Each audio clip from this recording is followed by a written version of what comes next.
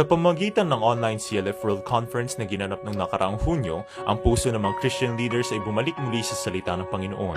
Ang apoy ng Greater Awakening ay lumalawak na sa buong mundo.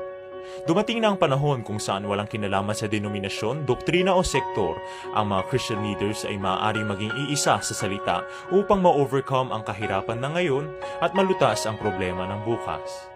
Kailangan nating i-overcome ang malungkot na kinabukasan kung saan ang mga kabataan ay aalis mula sa iglesia. Kailangan nating i-overcome ang sekularisasyon na nakakasira sa mga iglesia. Kailangan nating i-overcome ang kabigatang pangpinansyal at mga problema na nag-iimpluwensya sa ating mga miyembro. Ang CLF ay isang cross-denomination conference na gumagabay sa mga Christian leaders upang matuklasan nila ang puso ng Diyos sa loob ng salita. Ang mga salita na naipapangaral sa CLF World Conference at ang Fellowship of Faith na nagaganap sa kalagitnaan ng mga Christian leaders ay magpapakita sa inyo ng bagong pananaw. Ngayon ay hindi oras upang matakot, pero ito ang oras na ma-overcome sa pamagitan ng pananampalataya. Makisama at mag-overcome kasabay ng CLF World Conference mula sa ikalawa ng Disyembre hanggang ikalima ng Disyembre. Upang mas makilala ang programa, bisitahin ang CLF Philippines sa Facebook. Makisabay sa worldwide fellowship na ito, sumasakop sa mundo gamit ng Ebanghelyo.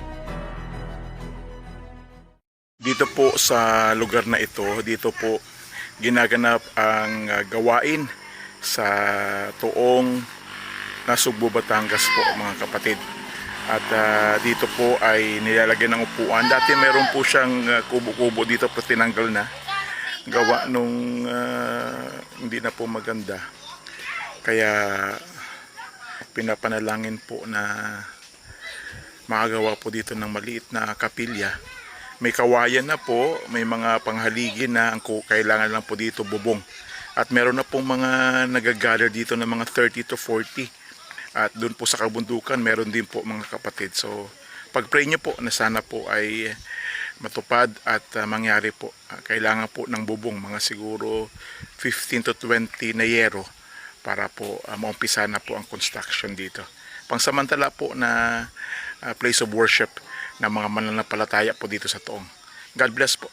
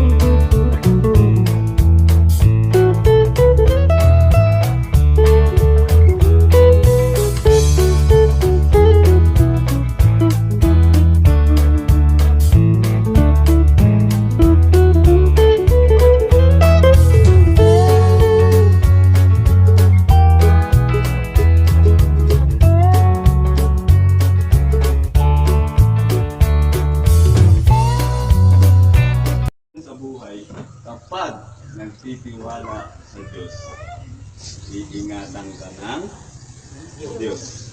Ito po bakit krus yan?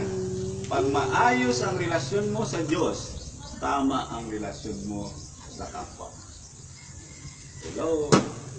Brother Ben, ano, napapano. So, kung tama ang relasyon natin sa Diyos, tama ang relasyon natin sa kapwa.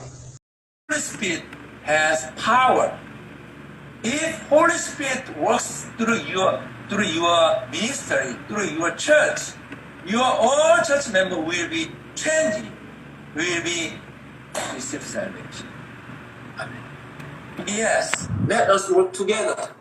Let us set Georgia. Yes, we're gonna have many plans. If you need our help, we can help you. We can share. We can work together. Amen. Yes. Let's pray. Amen. Dear Heavenly Father, thank you for your grace and mercy. You allowed us this time about the CLF Georgia prayer meeting. So through this meeting, we want to share our heart. We want to pray together, and please lead our meeting continually. We put everything into your hand. In the name of Jesus, we pray. Amen. Thank you. Thank you so much, Pastor. So I hope really this CLF Georgia and this prayer meeting, this message that we hear, the prayers that we do in this meeting can enlighten many of our Christian leaders in Georgia and Philippines too, Pastor Ray, since Pastor Ray is together with us here. So today, because of time, only 3 of us, let's pray and then let us conclude today's meeting. So Pastor Ray, Ay, naka-video pala yan. Akala ko picture. Yan.